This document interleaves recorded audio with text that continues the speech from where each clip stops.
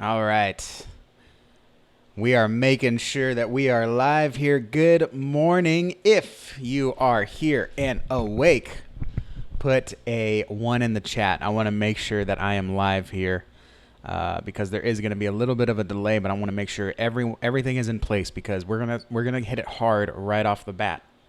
And I hope you've got your coffee ready. If you're not a coffee drinker, get your tea, get your soda, get whatever you need. Perfect. We are live. Good morning, Shane. Good morning, Mike. Good morning, Keisha. Good morning, Jaquel or Jackie. Shane. Welcome. AJ. Hey, man, even AJ is here. He is ready. You can never have enough. Couple things I need for you as we get started with this. Number one, turn off notifications. You see this Apple Watch, which I'm going to bring up in a second. Take that off your phone. If you're watching it on your phone, put it on Do Not Disturb. If you're watching it on your Mac, turn on Do Not Disturb. Turn off your notifications wherever you are because this is going to be heavily intensive. I don't want you to miss a thing. I don't want you to get distracted. I want you to get this on the first go around because you can start implementing what I'm teaching you today. You can start implementing it right away and start really reaching out and getting people to know about your church today. Get people talking about your church. So get your caffeine, get your medicine. If you're like me and you need some special supplements to keep your focus, make sure you've got that, notifications off, and let's roll. Today we're talking about church promotion strategies for 2021 and beyond. So I got a slide deck here. Sometimes I use it, sometimes I don't. So I hope I remember. If you have any questions about anything I talk about, this is 100% a two-way street. I do not believe in just teaching at people. Teaching involves dialogue. It involves participation. So make sure that you are asking questions. I don't want to move forward if anyone is ever unclear.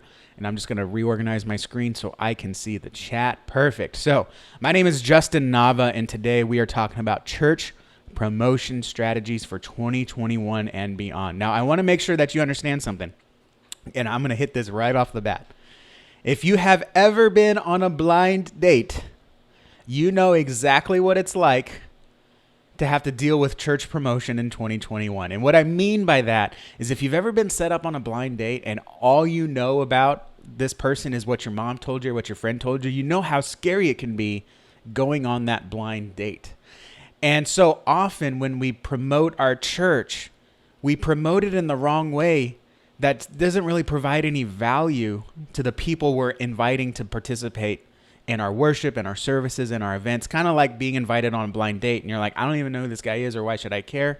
You know what I'm saying? So I'm going to come back to this blind date analogy, but if you've ever been on a blind date, you automatically know. I'm just going to let you know there's some triggers coming because I'm going to bring it up a couple times, but we're talking about church promotion strategies in 2021 and beyond. And what I really want to focus on is the why.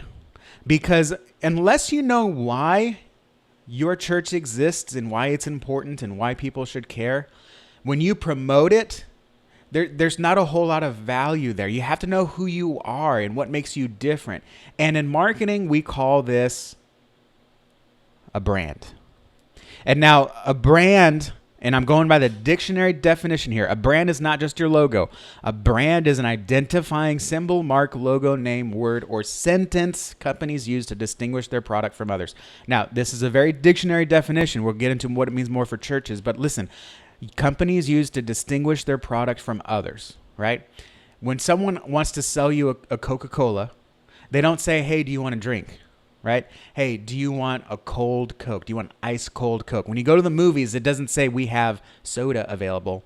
They get that ice and the sweaty condensating glass and that pour, and you hear that, and the straw goes in the cup if you know the commercial I'm talking about. Right? You have to know who you are to distinguish yourself from what other people believe you are. Because as we talk about our brand, we're going to go a little bit into branding. Okay? Now, I'm not just talking about branding this whole time, but I do have to put this up front because if you start promoting without knowing your brand, you will be setting yourself up for failure. Okay. And Shane, you said we're buffering and skipping. I'm going to keep going. Hopefully we'll catch up. There will be a replay. I will make sure the fine folks running this conference will have the recording that I have right after we're done. So when we talk about branding, listen, we're talking about the process where you're making yourself known to the public and differentiate yourself from competitors. Okay? Where branding can include a phrase, a design, or an idea that makes it identifiable to the public. Now, listen, I want to make sure you understand this. Branding, again, is not just finding a pretty logo for your church. It's separating yourself from what other people believe you might be. And it's defining what that is. We're going to actually look at some case studies real quick. But when you invite someone to church, how often have you ever invited someone and they say, hey, I've been to church before. And what do you try to say? You try to tell them, oh, well, this isn't the same thing, right? It's different. Branding is introducing your church in a way that communicates that they know it's different. It's not the same. I know if I invite you to my church, it is going to be nothing like the hardcore church that you went to before. Okay? So I want to make sure that as we look at promoting ourselves, we have to really know who we are. We have to know our brand. And so let's look at some branding examples. And I'm going to go through branding real quick. We could spend a whole hour on branding, but I really do want to get to promotion. I really want to get to that stuff. In America, if you're an American, you probably know who Southwest Airline is. Southwest Airline is a very casual airline. Some people don't like Southwest. A lot of people love Southwest. What Southwest does is they intentionally and specifically make things super casual so everyone is treated equal and everyone has the same experience. There is no first class. There is no priority seating. There is no limit on there is a limit on bag check, but everyone gets a free bag check, right? The pilot comes out to greet you, okay? The flight attendants have a really good time making the presentation. If you've never seen a Southwest Airlines presentation where they go through the safety stuff, they're hilarious because Southwest wants to be the friendly airline that's fun to fly. They don't want to be the stuck-up airline, right? We've got Tesla, okay? Nobody cared about electric cars. I should say nobody. Very few people cared about electric cars until Tesla came and made the electric car really great. So when a lot of people, I ask them, I say, what do you think of Tesla?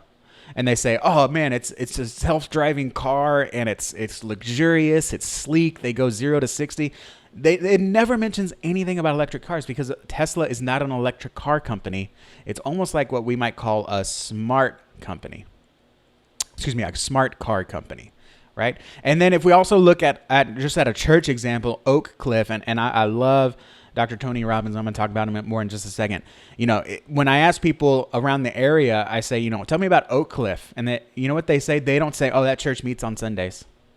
No, they tell me, oh my gosh, that's such a passionate, friendly, welcoming church that just wants you to be the best person you can be. Right? That's exactly what I mean when I talk about branding. It's about what separates you from others, right?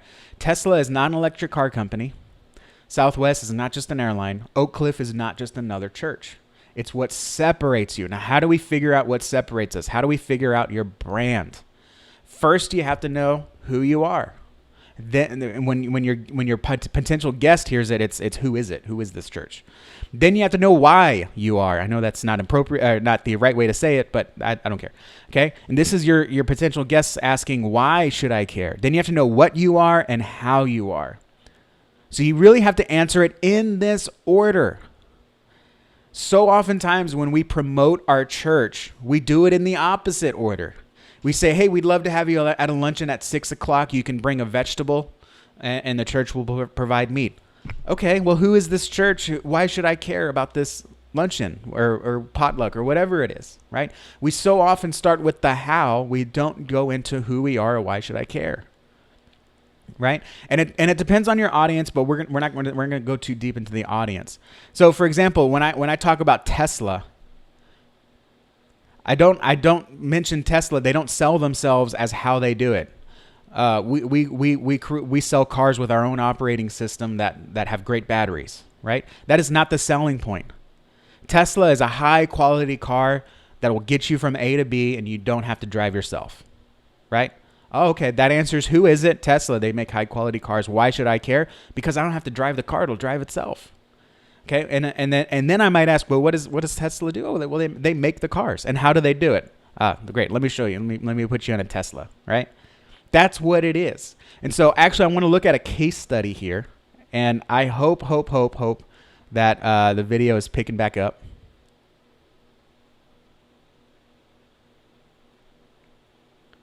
All right, here we go.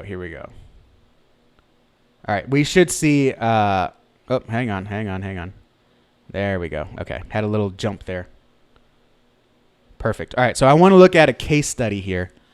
I want to look at my man, Dr. Tony Evans, very, very much a key piece of me being the man I am. And so if you ask several people around the Dallas area, and if you ask me, our answers will be mostly the same. But a great example is, who is Dr. Tony Evans? Who is Tony Evans? If you ask a lot of folks in the area, they're going to say, oh my gosh, he's a man of God, and he is a life-changing person. He is a pleasure to listen to and be around, and he will make your life better. I think that's great. Okay. If I ask people in the Dallas area who is Tony Evans, they're not going to tell me, oh yeah, he's the guy that preaches on Sundays.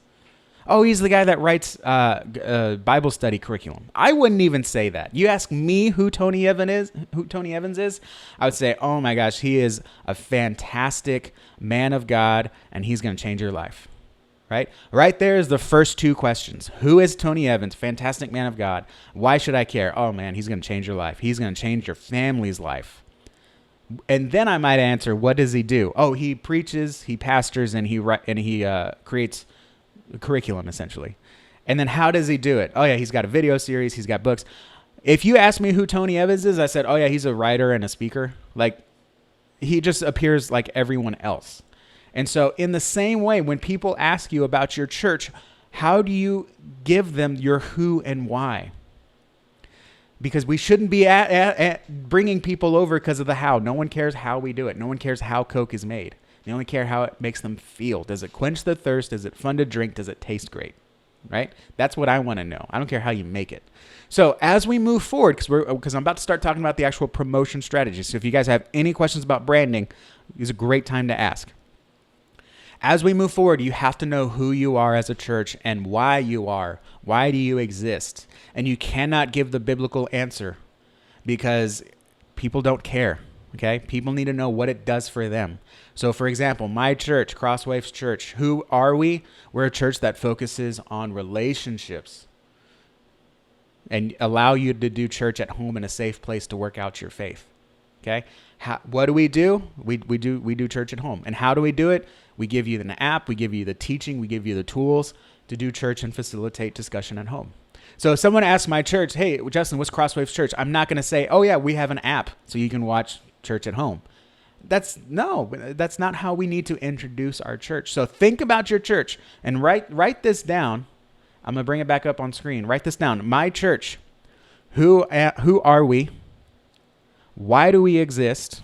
And this goes beyond your mission statement. This is not just answering with your mission statement at rote, okay? What do you do? And then how do you do it?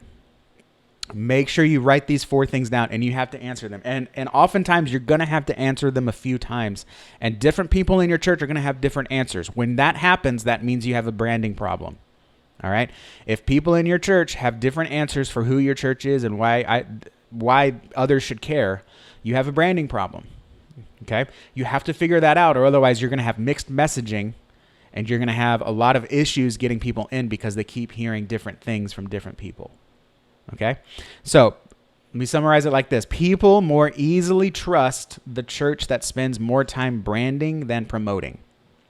Meaning you spend so much time figuring out who you are and knowing who you are that you don't have to promote yourself anymore, or you still promote yourself, but you know who you are to such a foundational core that when you do promote yourself, people know exactly who you are and what you're for. As men, we try to strive to live this way in our lives. We don't want to have to constantly, especially when we're single, hey, do you want to go out? Hey, do you want to go out? Hey, tell me a little bit about yourself. Like we strive to be the man that people talk about, Okay, that women just want to be with us and make the relationship happen and marry. All right, yeah, guys know that feeling, and maybe there is a female equivalent that I just haven't experienced. But how great would it be to no longer even have to promote your church because everyone knows who you are, who you're for, who you stand with, who you stand beside, who you serve, why you serve them, how you're equipped to serve them, and then what you do. How do I get involved? Where's the next event? That's what we want to strive to be like. So remember, we have to spend time knowing who we are before we can start promoting. Otherwise, we're just promoting and we sound just like everyone else. And again, you become that, oh, you should go on a blind date with my nephew. Who's your nephew? Who? Why should I care? Is there something nice about? No, I've been on plenty of blind dates. No, thank you. The nephew could be the answer. But because you're promoting the how. Oh, he's my nephew. That's how I know him. You're not promoting the reason why I should care, right? Oh, you've got a great sense of humor. Oh, you're gonna be in medicine. Oh my gosh, let me tell you about my nephew. Hilarious guy, loves to laugh, and he has a super strong appreciation for the field of medicine and the study. Oh, really? Oh, give me his information, right? Okay, that's it. Rachel asked, what advice do you have on logo design?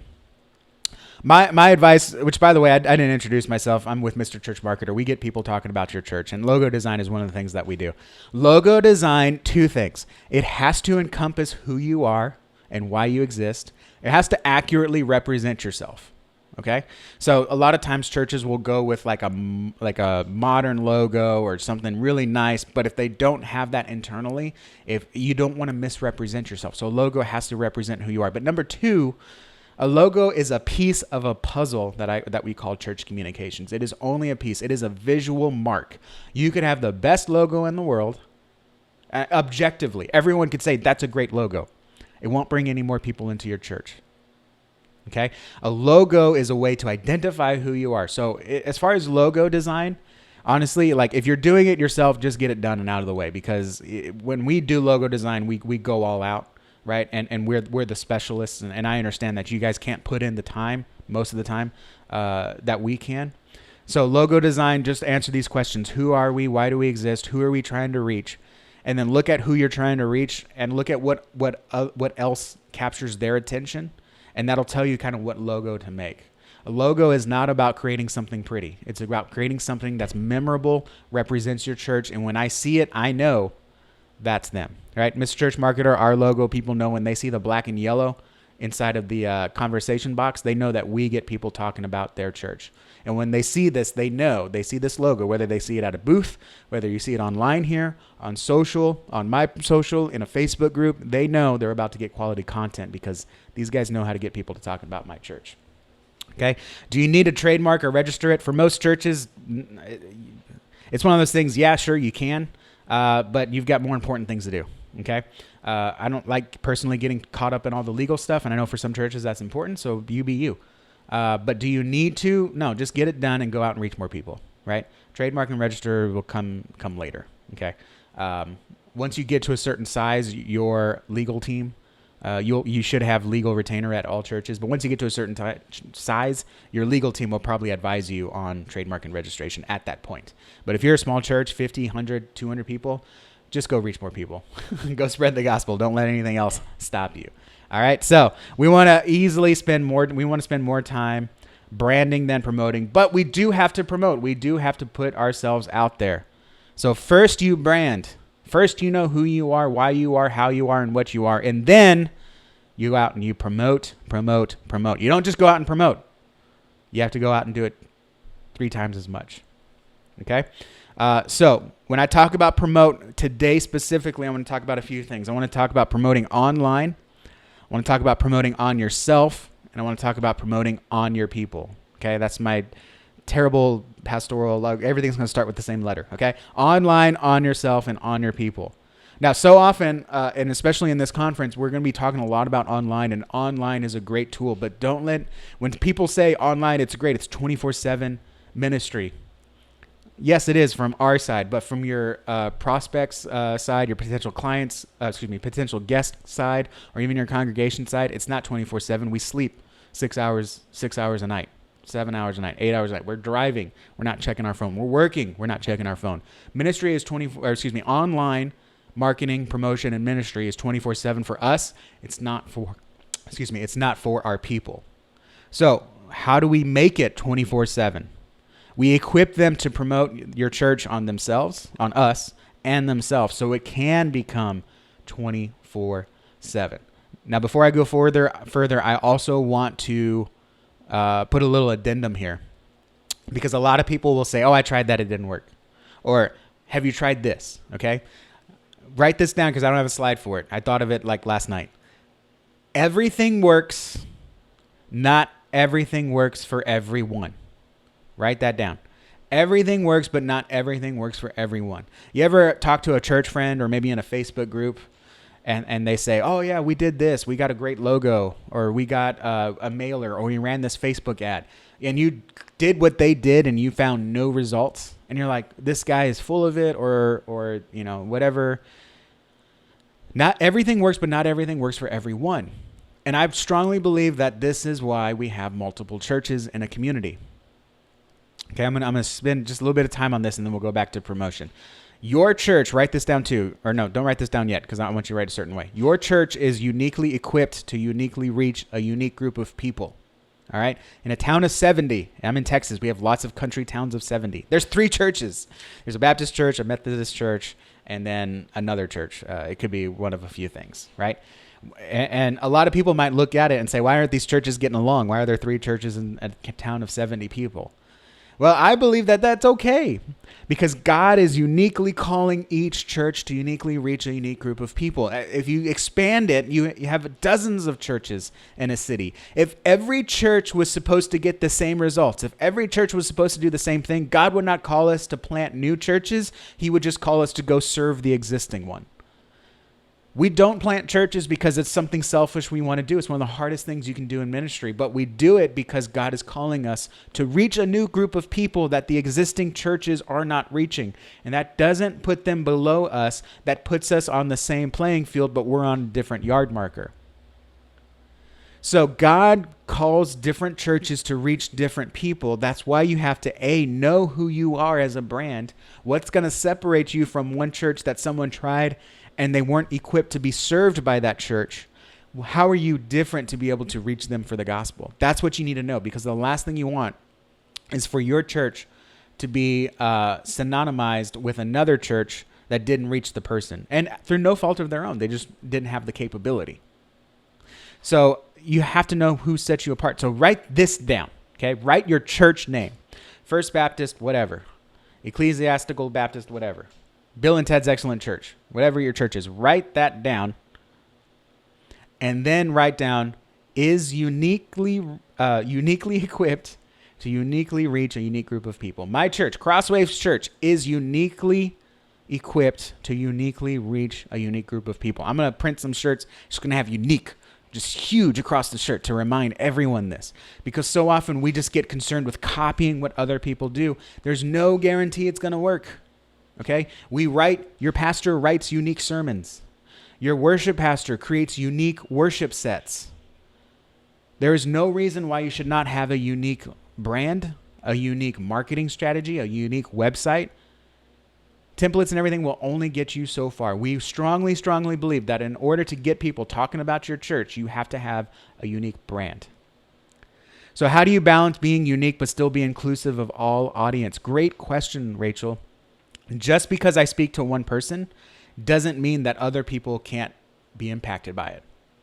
The whole dating thing, I'm just talking about it from the male perspective. But you women listening, you understand it from your own point of view, what I'm talking about. Taco Bell. You look at all the advertisements of Taco Bell. They are for college-age kids, cheap, fast food. It's not good for you. You got to have a college gut to process Taco Bell. But I can still go into Taco Bell as a dad with my daughter and we can enjoy a meal. Just because you market yourself and position yourself and promote yourself to one group of people does not mean you're isolating everyone else. It means you're doubling down on your strengths. My church, if my church does not have a Spanish-speaking ministry, I am not going to go into this heavily Spanish-speaking neighborhoods and try to get them to come to my church. I cannot serve them. Now, if I'm promoting my church and a Spanish-speaking family happens to see it and wants to come to my church, I'm not going to lock my doors. I'm going to invite them in and serve them the best that I can. But every church is uniquely equipped to uniquely reach a unique group of people. We have to understand that. So just because we double down on what makes us unique and double down on what we do well does not mean we're excluding everyone else. One of our clients is, we lovingly, and they are okay with this, so this is not me, they gave us this idea. They are a boomer church. They are located in a retirement community. The families there are all over 55. So they have no kids ministry. They have no nursery. They have no kids ministry. They don't even have a youth ministry. Okay. Now, when we help them with their marketing, we help them in ways that reach people 55 and older. Does that mean that if a family like me sees this church and says, oh, I want to check out that church. It reminds me of the church I grew up with. Maybe I want to take my dad. Are they going to turn me away at the door? Absolutely not. I'm going to have to hold my kid, my baby. I'm going to have to be ready to take her outside because they don't have a cry room either. But you know what? That doesn't mean that I'm not welcome there. It just means that they're not equipped to serve me. But my dad will be served and ministered to and hear the gospel in a way from that church who is in that crowd. He will hear and experience the good news in a way that no other church can provide to him because they're not preaching to the over 55 crowd. Uniquely equipped to uniquely reach a unique group of people. So, Rachel, finally to answer your question, how do you balance being unique but still be inclusive to all audiences? If you're not turning people away at the door, you're being inclusive. Right? Just because you don't promote to someone doesn't mean you're excluding them. It means you're focusing on your what's important and what you're able to do. So let's continue. And yeah, that could be a whole nother thing. So when I talk about promote, I'm going to break this down into 3 categories. You want to promote online, you want to promote on yourself, and you want to promote on your people. So how do we promote online? In short, you got to be everywhere. Mark Zuckerberg will never call your church and tell you to stop posting on Facebook, okay? Jack Dorsey, that's the guy who runs Twitter, right? Will never call your church and tell you to stop posting. You're tweeting too much. No one's ever... The most conservative person in your church is never going to call your office and say, hey, you're posting too much on Facebook. You cannot post too much on social media. A lot of people will say best practices are to post 1 or 2 times a day at this time. Guys, remember what I just said? Everything works. Not everything works for everyone. My own church, I put this into practice. Instead of posting 5 times a week, I posted 14 times in 5 days. And that was just because of my limit. If I could have done more, I would have done more with my time. That was the best engagement week we've ever had. And it was the dumbest content. We did a week of memes. Every day I posted 2 memes alongside our normal church content calendar. And it was the best performing week because I said, you know what? Let's just put this into practice. Every church I talk to that says, oh, we only post 3 times a week. We heard, once a day. I said, no, do it twice a day. And guess what? Engagement goes up. You have to be everywhere. If they're not thinking about you, write this down. If they're not thinking about your church, they're thinking about something else. We want to be focused on things above. It is our duty to also be representative of the things above, and we can't do that if we're not online. Now, this is a great example of a Saddleback post. Love this post. It's from last week.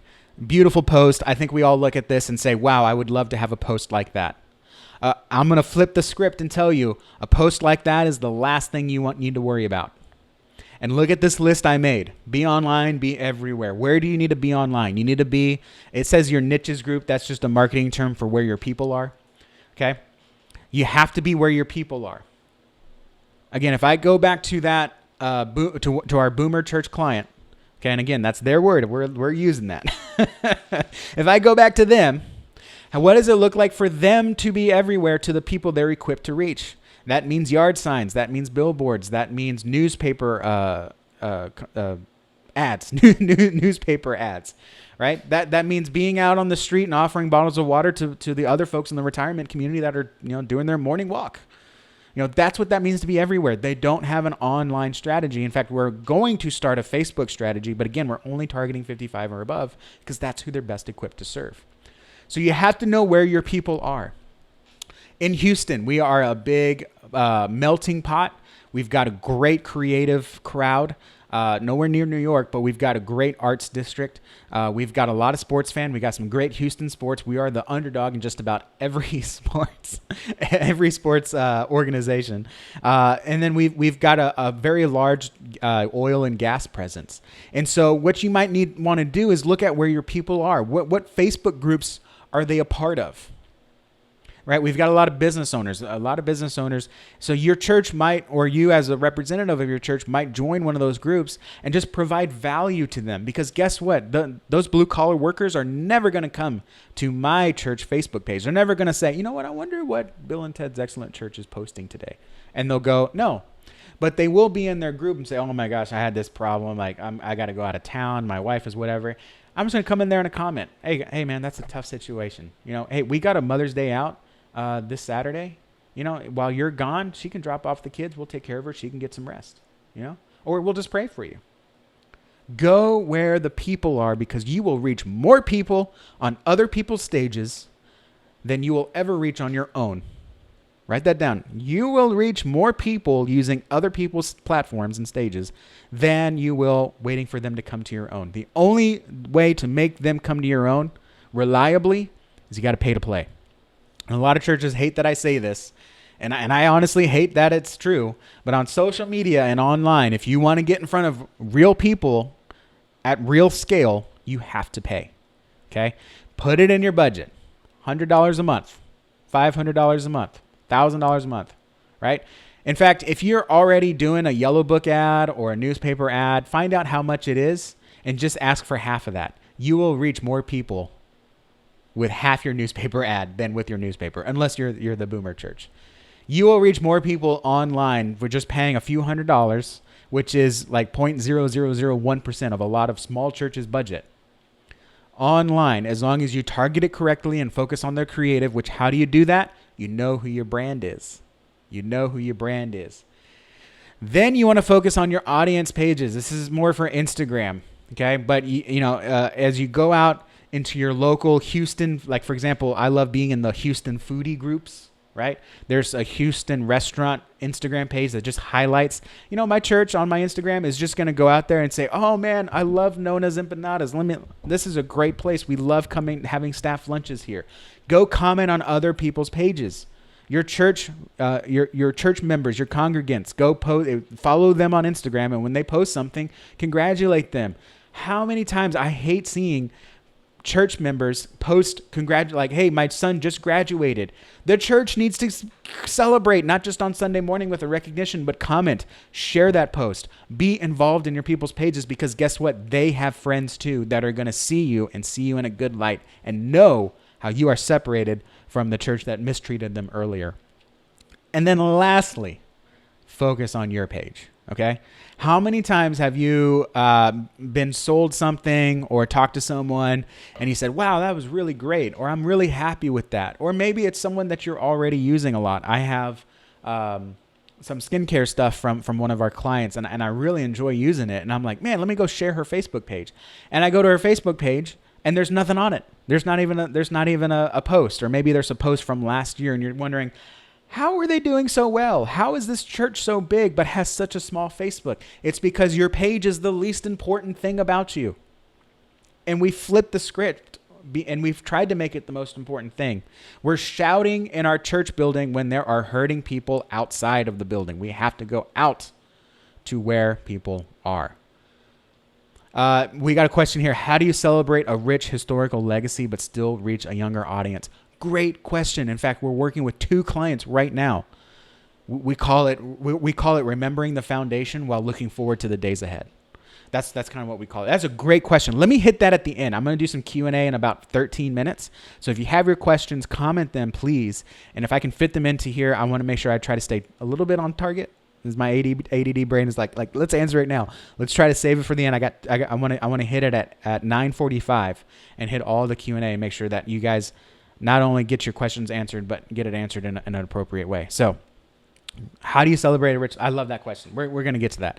So we're going to promote online, and we're going to be everywhere. Okay. Don't just exist, just like we don't just preach, teach, and send to our church classrooms, right? When we say preach, teach, send, we don't mean send to Sunday school. We mean send out into the community, send out into the city, send out into the neighborhoods. Well, guess what? Online, you need to go out of your Facebook page. You need to go out of your Instagram profile. Unless you're going to pay to drive people in, the only way you're going to get people looking at your profile is to go out and be involved in the places of others. So write this down. I don't have a slide here, but write this down. I'm going to give you some topics to look at.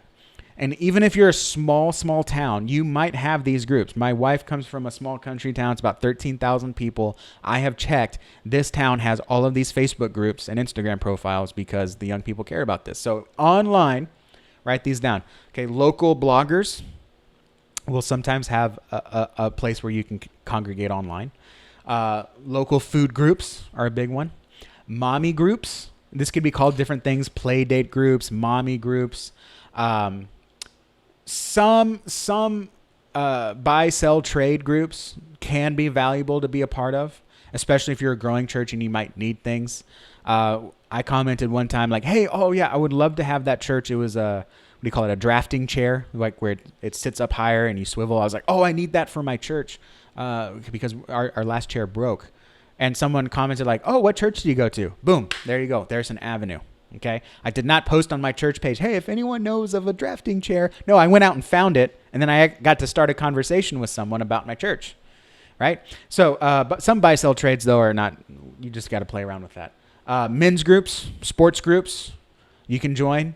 There are some county run groups as well that are like for the parks or for senior events. Facebook is a great place to find, to minister to senior adults. Okay, because I mean they're there. I can't remember the statistic, but they're there a lot, right? And you may think that they don't know how to use it, but we can use that to our advantage, which means that they'll see our stuff and they'll pay attention to it and give more value to it than someone younger that might just be scroll. Right? They take their time. I love it. I love senior adult ministry. Love it. So, anyways, food groups. Business groups, local business groups. I would prefer and encourage you that if there is a local business group, like I'm part of a North Houston business owner group, don't join it as your page and don't join it as your pastor. Get a business owner in your church to represent your church in that group, right? Chances are they might already be in it. Chances are they're going to find a lot of value in it as well, but they can represent your church and just keep an ear to the ground. If someone says something that you think that the church can fulfill, then absolutely let's build a partnership there. That's a great one as well. There might be some more based on your local, what's good at your local place. So like I said, we are a very oil and gas heavy city. Dallas is a very country city, right? I mean, it's a big city, but man, the country folk there are one of a kind. And so there are some great like country stuff, right? Facebook groups and Instagram profiles and unique stuff. So there's great places to be involved. Let's see. We got a comment here. Okay, this is just Mike making a note for the team. So let's go into that is online. The next ones I'm going to blow through a little bit faster, but they are still very, very much important. But I know a lot of people are wanting to know about online, so I'm going to spend some time on that. Next, promote on yourself. I want you to always be on. Okay, because here's the deal. Again, repeating what I said earlier, because we got some people in here that are just coming in. When we say that online ministry is 24/7, what that really means is it's 24/7 to us, meaning it's always out there. We're always online and we're always available. It is not 24/7 to our community, because me as a member of your community, I have to sleep 6, 7, 8 hours a day. I have to work. I have times of my life, like right now, where I'm not checking my phone. It is not 24/7 to me. But while I'm not actively promoting, you're not looking at Mr. Church Marketer online, like as an ad or as a post. You're seeing this logo here on my shirt as I talk. You're seeing me take a sip of my cup because I'm promoting on myself. And pastor, when you go out into the community, you don't have to sit there with the sign that says I'm the pastor, but just having this shirt on can get people to recognize, oh, this church is actually out in the community. Look at that pastor. I mean, you don't do this for the attention, but you might do something like serve someone, open the door for someone, help someone cross the street, pay for the person behind you. And they see that you're wearing your church shirt. That is one way When they're not looking at their phone, they're recognizing what kind of church you are. So always brand yourself. And this goes to, of course, for events. When you're at events, every volunteer should be wearing a church branded shirt or an event branded shirt. Okay. Shirts, hats, bracelets, stickers. Okay. I told you earlier, I love working with Senior Adult Ministries. We have a woman that gives away walkers. She buys walkers and donates them to some church members that might need a new one. It's her passion. It's her God-given passion to make sure a walker in every hand that needs one. But how do you brand a walker? Easy. We printed her stickers, transparent stickers, put their church logo on it. It's nice and long, and we can put it on a walker. So stickers are a great way to brand anything. Business cards, invite cards. This says coupons and special offers. I forgot to take that off. That's for businesses. Obviously, you don't have to give a coupon for your church. So you want to always be branding on yourself. This is one of our youth pastor clients, planting a church. Fantastic guy. Branding himself is very important. Brand the kids around him. Brand your kids. Make sure everyone represents your church and represents it well. Now, there is a joke, and it is a valid point. We don't want to do car bumper stickers because we don't want people judging our church based on how people drive their cars. I understand that. But a car bumper sticker sits behind you. When you're wearing a bracelet, when you're wearing a hat, when you're wearing a shirt, that propels you. That's in front of you. And it can be a little bit of piece of accountability. Darius also says it also lets people know that you have put thought into your identity. Yeah, 100%. It's one thing just to have a cross on your shirt. It's another thing to say, hey, I love and care about you. How can I pray for you? Right? Because that's what we've identified as. Our church is heavy in prayer. We are prayer warriors. I love it. That's how you get people and promoting your church and show that your church is out in the community. Right? We talk about how your website, or at least I do, talk about how your website is more important than your church sign, because your church sign just sits there and it doesn't move. It doesn't change. It doesn't grab attention. It doesn't update unless you got the letters. People drive past your church sign all the time and they've become numb to it. But your website can reach anyone at any time, anywhere they are. So instead of thinking about your logo and your brand as something that just stays in your church on a sign or stays online on a website, take it out with you, represent it, and represent on you, your team, and your volunteers, which then brings me to my other point. You want to always be promoting on your people. Now, this is something that's very important to me because we call this swag, right? Swag originally started as like when you go to a conference and you get a bag of stuff. It's stuff we all get. Used to be swag. Now it's got a little bit of a different definition, but it's still swag. And people love shopping for swag for their church. I'm going to try not to get on a soapbox for too long in this because I'm very passionate about this. When you give stuff out to your church members or your community, guys, it has to be useful. It is very obvious when I give a pile of stickers to someone from an event last year. It's very obvious I'm doing it out of an obligation instead of an actual gift, right? It's essentially regifting. So when you're doing gifts for your people, your church, your congregation, your guests, it has to be something people actually want, which means it should be a little bit of an investment. Okay. It's the same thing when I take my daughter to birthday parties and, they give out the little party favors. There's a big difference in how she feels when she gets a cool toy or she gets like really cool candy and knickknacks versus just a handful of Mexican candy that we bought at the dollar store, right? There's a big difference. Okay. And God bless you if that's all you can do, but there is a big difference. And so we have to really, really, really pay attention to how we are presenting ourselves and how we are promoting on our people.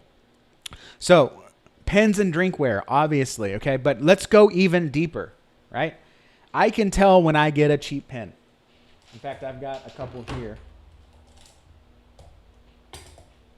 I got this cheap, and I'll admit we sell it because for some churches it's all they can afford. We've got this is called a Dart pen, and it's a cheap pen. It's reliable, but it looks like every other pen. You can also go with a nicer pen, right? And this is not a sales pitch. I'm just using this as an example. It's got the grip, it's got the color, it's got the matching top, it clicks, it's smooth. It's actually got a smoother, what we call a smoother roll, right? When I hold this pen, I'm like, this is a nice pen. We also got this executive pen. Now, this is mostly for businesses, but this thing is heavy. If I drop this pen and this pen, It's it's a different bounce. And this is nicer, right? And so I would like to see us give away more of these kinds of pens than just the cheap pens to say, oh yeah, let's give away pens. What's the cheapest pen we can get, right? Imagine thinking, what's the cheapest chair we can get? Yes, church, we can do nice, beautiful pews with cushion seats. Yes, we can do nice chairs that are interlocking, that have seat back pockets. You know what? For our new building, folding chairs. We're going to keep using folding chairs. I understand you have to do that for some time, but that's not the end goal.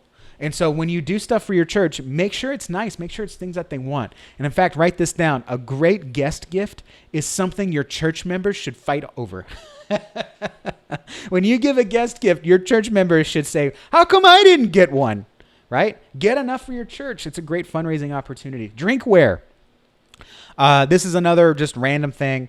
Drinkware. Okay, coffee mugs are great. I love coffee mugs. I'll take a sip here. It's good coffee. Coffee Talk with Pastor Paul. Shout out.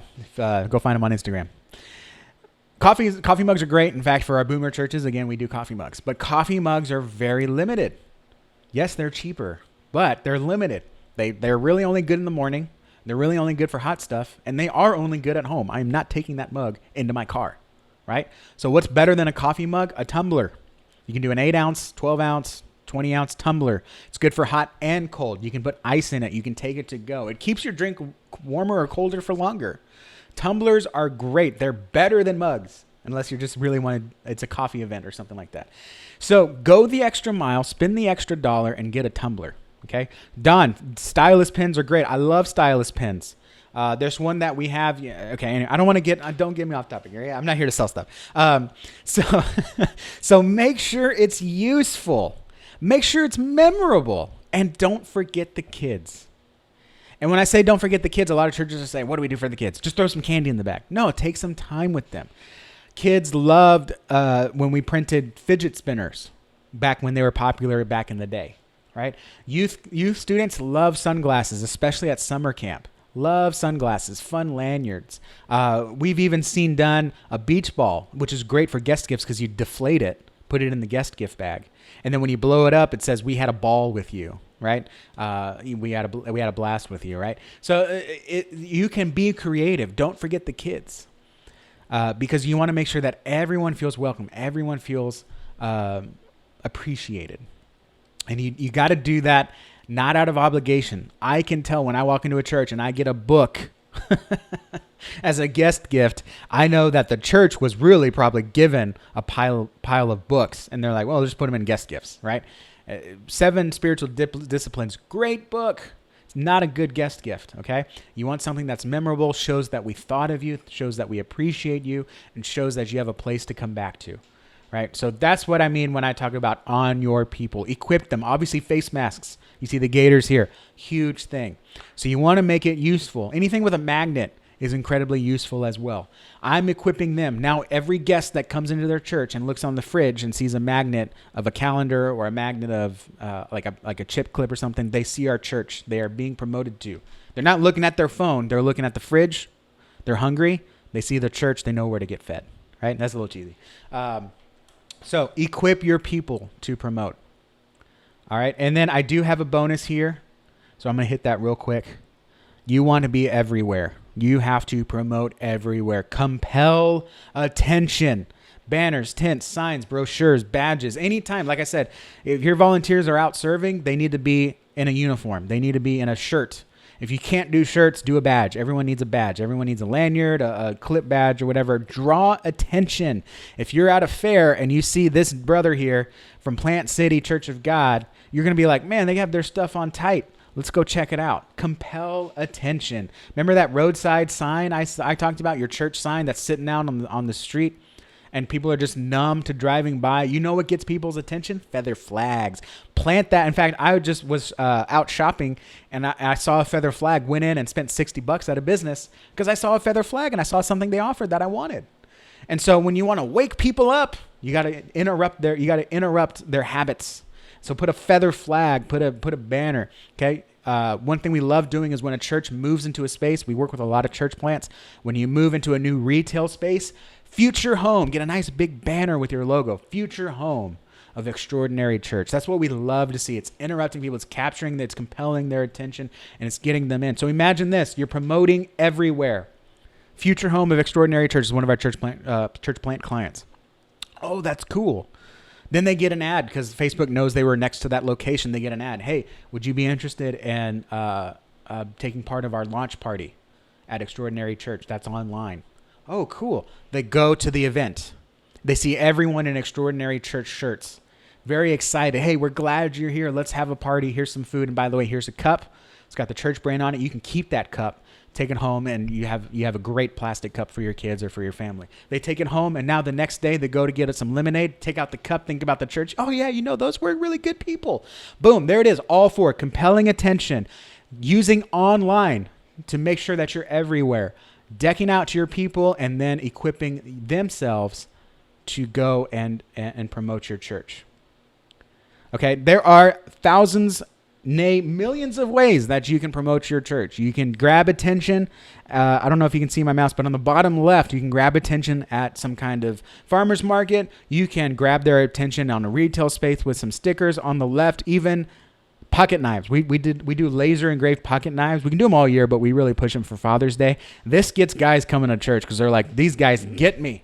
They understand what I want. I want another knife. I want another tool for my truck, right? You want to capture and compel attention here in the middle with, nice wall art. There's a great way to get people trusting you because you've invested in promoting yourself. And then you've got the wearables, the banners, and all that stuff.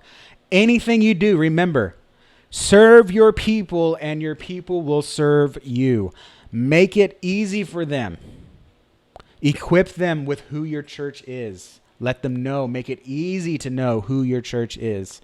Make it easy for them to promote you. Make it easy for them to talk about you. Give them something worth talking about. Know who you are. That's one way that you serve your people.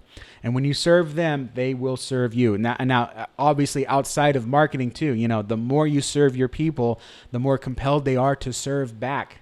And that's not a guilt conviction. That's a Holy Spirit conviction. Man, these guys are really doing a good job serving me. I should serve them back. I should volunteer. This looks like a place to be a part of. I should share the word.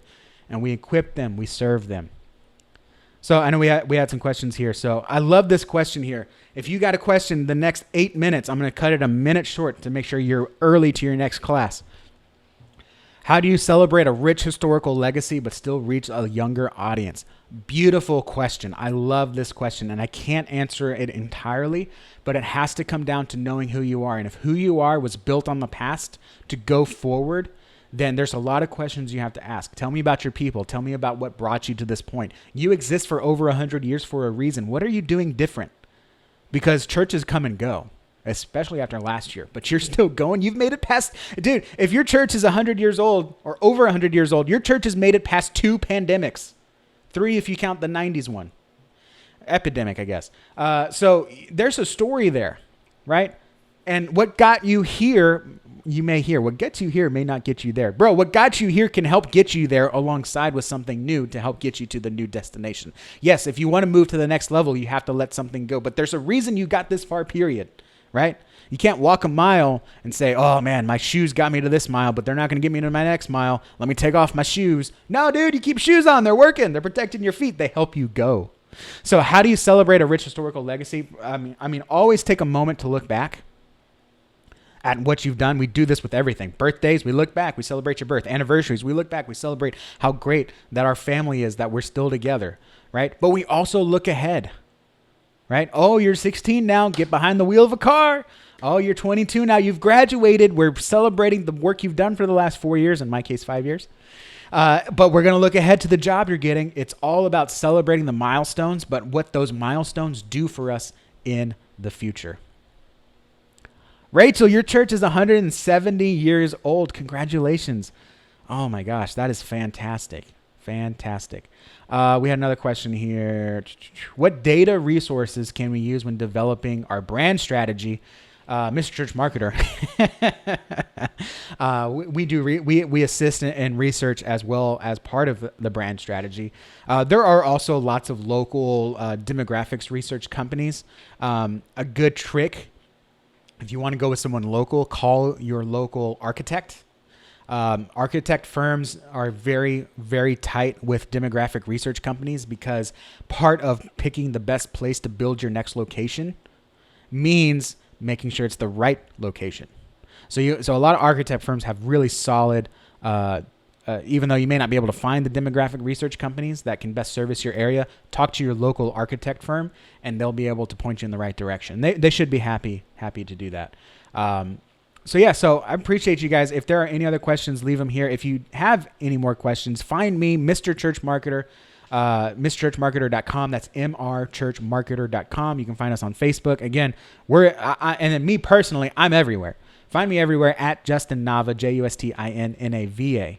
I'd love to connect. My job is it's my dream job. It's consultant. I get to talk to pastors and church leaders just like you over Zoom, over the phone. We'll even do it over DM. Find out what's hurting and let's get you on the right path. Okay. I'm not here to sell you anything, even though we print stuff, we make websites, we do logos. My primary job is just to point you in the right direction, whether that's with us or not. I'm here to serve you and help people get talking about your church, no matter what it takes. That's what I'm here for. So thank you guys for being here. God bless you. Take a break, refill your coffee. There are a bunch of great speakers today. Make sure you're attentive. And if you miss anything and you want to rewatch this, you've got a replay pass with your ticket. Don't forget to go watch that. Thank you, Mr. AJ Holmes, the fantastic AJ Holmes. I am extremely pleased with how this is going. And I'm frankly glad that I didn't have any, I had some stuttering, but I'm frankly glad that I was able to get the live stream working because live streaming, ironically, even though I worked for a live streaming company for a few years, it's one of my weaknesses. So appreciate you guys. Thank you. Thank you, Rachel, for watching. God bless you guys. If you want to get notes on the slides, just send me a DM at Justin Nava, or I tell you what, right now, just for the people that are live, I'm going to give you my phone number here. And you are more than welcome to text and call me because that is my job. My job is to help you, and I can't help you if we don't talk. So if you are live, you've got my phone number in the chat. Monte, Darius, Don, Mike, thank you for the kind words. God bless you guys. Take a break. Go take a break and get ready to hit it hard. God bless you guys. Give everything your full attention. And remember, serve your people, and your people will serve you. Serve them first, then worry about what you got coming up. God bless.